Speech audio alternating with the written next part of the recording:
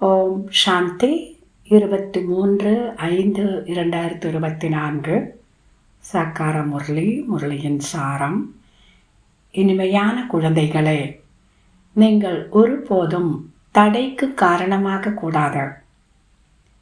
உள்ளுக்குள் ஏதேனும் குறை இருந்தால் நீக்கிவிடுங்கள். இதுவே உண்மையான வைரமாக ஆவதற்கான நேரமாகும். கேள்வி: எந்த விஷயத்தில் குறைபாடு ஏற்பட்டதும் ஆத்மாவின் மதிப்பு குறைந்து போய் விடுகிறது. எத்தகைய ஒரு விஷயத்தில் குறை ஏற்பட்டவுடனேயே ஆத்மாவினுடைய மதிப்பு குறைந்து போய்விடும். பதில்: தூய்மையற்ற தன்மை முதல் குறைபாடாக வருகிறது. எப்போது ஆத்மா தூய்மையாக இருக்கிறதோ அப்போது அதன் தரம் மிக உயர்ந்திருக்கிறது. அவர்கள் மதிப்புமிக்க ரத்தினமாக வணக்கத்திற்குரியவர்களாக இருக்கின்றனர். கொஞ்சம் தூய்மையற்ற தன்மையின் குறைபாடு இருந்தாலும் கூட மதிப்பு போய்விடுகிறது. இப்போது நீங்கள் பாபாவிற்கு சமமாக நிரந்தர தூய்மையான வைரமாக ஆக வேண்டும். உங்களை தனக்கு சமமாக தூய்மையாக்குவதற்காக பாபா வந்திருக்கின்றார். தூய்மையான குழந்தைகளுக்கு தான் ஒரு பாபாவின் நினைவு இருந்து கொண்டே இருக்கும். பாபாவிடம் உறுதியான அன்பு இருக்கும். அவர்கள் ஒருபோதும் யாருக்கும் துக்கத்தை தரமாட்டார்கள். மிக இனிமையானவர்களாக இருப்பார்கள். ஓம் சாந்தி. எல்லைக்கு பாற்பட்ட தந்தை அழியாத ஞான ரத்தினங்களின் வியாபாரி. மேலும் இந்த ரதம், அதாவது பிரம்மா பாபா ரத்தின வியாபாரி. அவரும் கூட ரத்தினங்களின் மதிப்பை தெரிந்திருக்கின்றார். வைர வைடூரியங்களை பூத கண்ணாடியால் நன்றாக பார்க்க வேண்டியதாக இருக்கிறது. இவருக்குள் எந்த அளவிற்கு குறை இருக்கிறது, இவர் எந்த வகையான ரத்தினமாக இருக்கிறார், எந்த அளவிற்கு சேவாதாரியாக இருக்கின்றார், இப்படி ரத்தினங்களை பார்க்க மனம் விரும்புகிறது. நல்ல ரத்தினம் என்றால் இவரை தங்க பேழையில் வைக்க வேண்டும் என மிகவும் அன்போடு பாபா பார்ப்பார். புக்கராஜ் போன்ற ரத்தினங்களை தங்கப்பேழையில் வைப்பதில்லை. ஒவ்வொருவரும் தன்னுடைய மனதில் நான் எந்த விதமாக ரத்தினமாக இருக்கின்றேன், எனக்குள் எந்த ஒரு குறையும் இல்லைதானே என்று தெரிந்திருக்கிறார்கள். பாபாவின் நினைவில் இருந்து கொண்டு ஒரேடியாக புல்லரித்து போய்விட வேண்டும். மகிழ்ச்சியாக இருக்க விடாதபடி மாயை தடை போடுகிறது.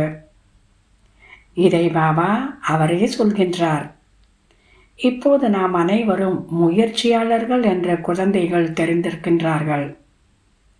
முடிவு கடைசியில் தெரியும். தன்னை சோதனை செய்ய வேண்டும். குறைபாடுகளை இப்போது நீங்கள் நீக்க முடியும்.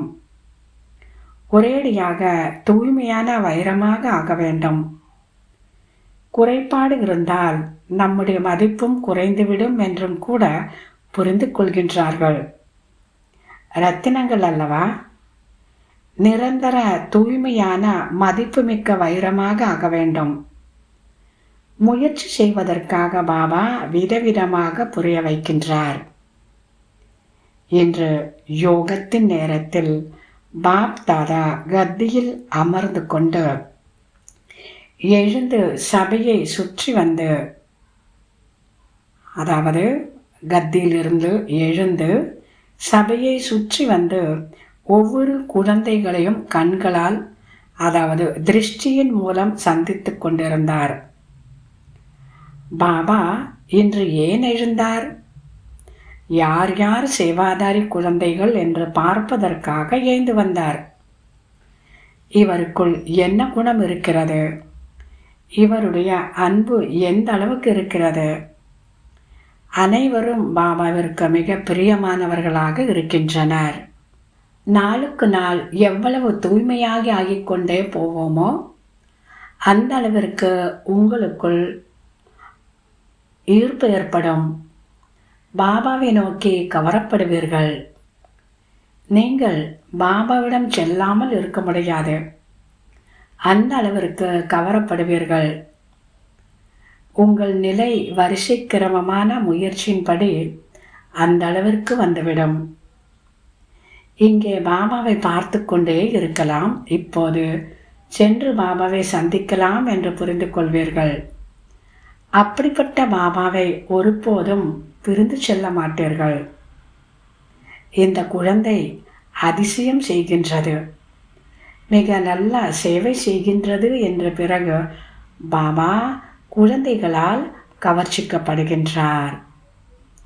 கொஞ்சம் குறை இருந்தாலும் தன்னுடைய நிலையின்படி சமயப்படி நல்ல சேவை செய்கிறது. யாருக்கும் துக்கம் கொடுப்பது போன்ற தவறுகள் செய்வதில்லை. நோய் போன்றவை ஏற்படுகிறது என்றால் அது கூட கர்ம கணக்காகும். எதுவரை இங்கிருக்கின்றோமோ அதுவரை ஏதாவது ஆகிக்கொண்டேதான் இருக்கும் என்று அவர்களே புரிந்து கொள்கின்றார்கள். பாபா குழந்தைகளுக்கு தைரியம் கொடுக்கின்றார். குழந்தைகளே, நீங்கள் பாபாவை நினைத்து கொண்டே இருந்தால் இந்த அனைத்து பந்தனங்களும் முடிந்து போய்விடும். நல்லது. தாரணைக்கான முக்கிய சாரம்: முதலாவது, எனக்குள் எந்த அவகுணமும் இல்லைதானே? எந்த அளவிற்கு என்னுடைய நினைவு பாபா வரை சென்றடைகிறது? என்னுடைய சுபாவம் தெய்வீகமானதாக இருக்கிறதா? என் உள்ளுணர்வு எங்கும் அலையவில்லைதானே என்று தன்னை சோதனை செய்ய வேண்டும். பாபாவையே ஈர்க்கும் அளவிற்கு மிக அன்பானவராக ஆக வேண்டும். அனைவருக்கும் சுகம் கொடுக்க வேண்டும். அன்போடு பாபாவை நினைவு செய்ய வேண்டும். வரதானம்: துணைவனை எப்போதும் துணையாக வைத்துக்கொண்டு சகயோகத்தை அனுபவம் செய்யக்கூடிய இணைந்த ரூபதாரியாகுங்கள். துணைவனை எப்போதும் துணையாக வைத்து சகயோகத்தை அனுபவம் செய்யக்கூடிய இணைந்த ரூபதாரியாகுங்கள்.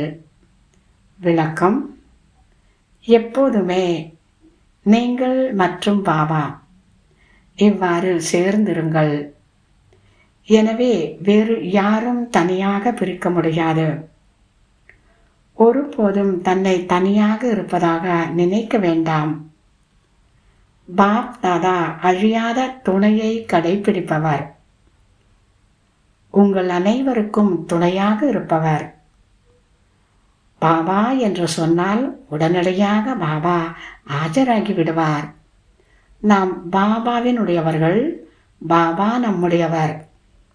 பாபா உங்களுக்கு ஒவ்வொரு சேவையிலும் ஒத்துழைப்பு தருபவராவார். தனது இணைந்த சொரூபத்தின் ஆன்மீக நசாவில் இருங்கள். இன்றைய முரளியினுடைய ஸ்லோகன்: சேவை மற்றும் சுய முன்னேற்றத்தின் சமநிலை இருந்தால் எப்போதும் வெற்றி கிடைத்து கொண்டே இருக்கும். சேவை மற்றும் சுய முன்னேற்றத்தின் சமநிலை இருந்தால் எப்போதும் வெற்றி என்பது கிடைத்து கொண்டே இருக்கும். நல்லது. இனிமையிலும் இனிமையான 5000 வருடங்களாக காணாமற் போய் மீண்டும் கண்டெடுக்கப்பட்ட செல்ல குழந்தைகளுக்கு தாய் தந்தை பாப் தாதாவின் அன்பு நினைவுகள் மற்றும் காலை வணக்கம். ஆன்மீக குழந்தைகளுக்கு ஆன்மீக தந்தையின் நமஸ்காரம். ஆன்மீக தந்தைக்கு ஆன்மீக குழந்தைகளின் நமஸ்காரம். ஓம் சாந்தி.